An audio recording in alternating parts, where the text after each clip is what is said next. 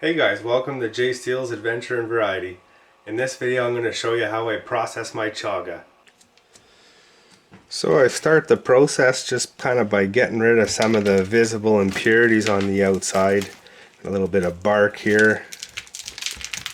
Knock some of that off. This chunk of bark here I'll use the hatchet.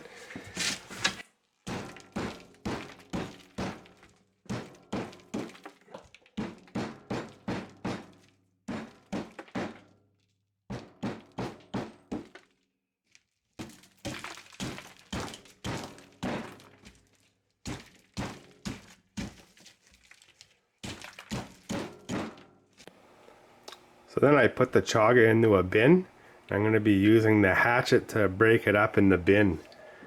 I'll normally kind of have the piece to the one side, use the hatchet on one end, and I'll put a cardboard cover over the box so that basically everything doesn't go flying out. And also I'll be wearing a pair of safety glasses because it does get messy.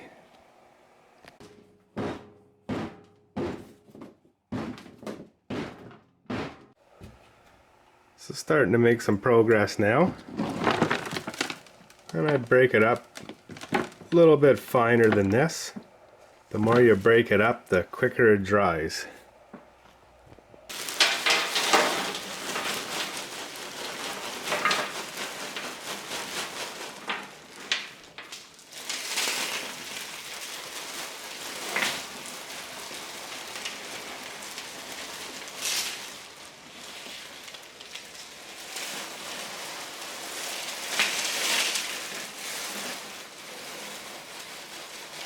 Now I'm just going to spread it out.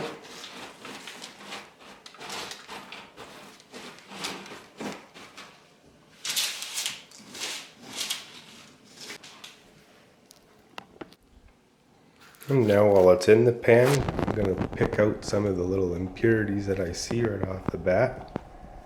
More will become apparent as I dry it off. There will be some little pieces with wood grain that won't be very visible right now. So now I've set the oven just to say so that it's on. And it should pretty much be to the point where I can touch the rack without getting burned. That's pretty much what you want to look for. The temperature could not exceed 180 degrees when drying chaga.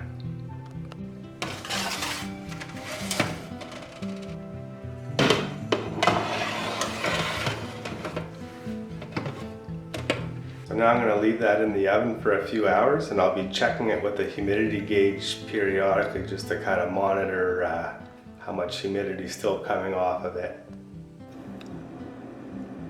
So my temperature is about 105 degrees.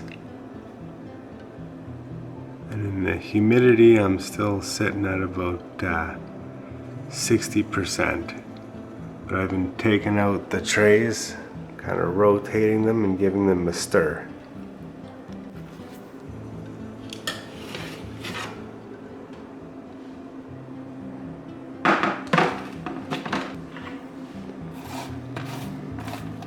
And just basically stir it around.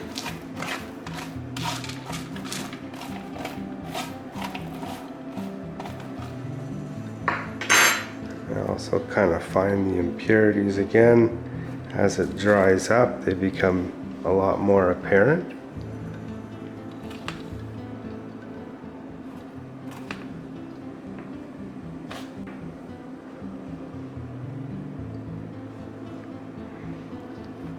This guy's watching me.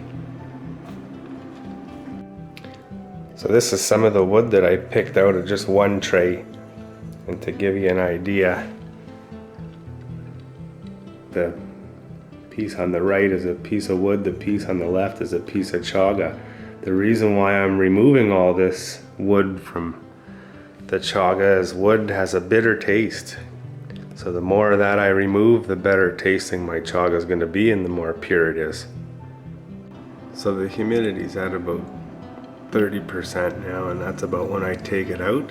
It's been in there for probably a good 5.5, 6 hours with heat, so it takes a while. So this is the finished product. This is my little scrap pile of wood so far.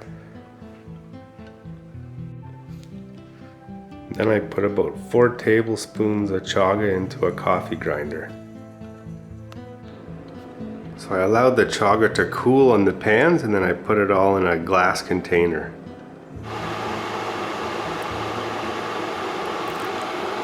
Then I preheat a 1.5 liter thermos with boiling water and let it stand for about 20 minutes. So after the chaga is grinded, it's just like a powder. And I'll add usually about 3 teaspoons or so to that thermos and let it sit for about a half an hour, and you pretty much have ready to drink chaga.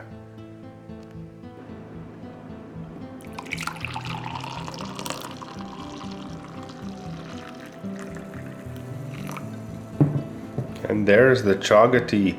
So I basically put a bit of milk in there with a little bit of honey for sweetener.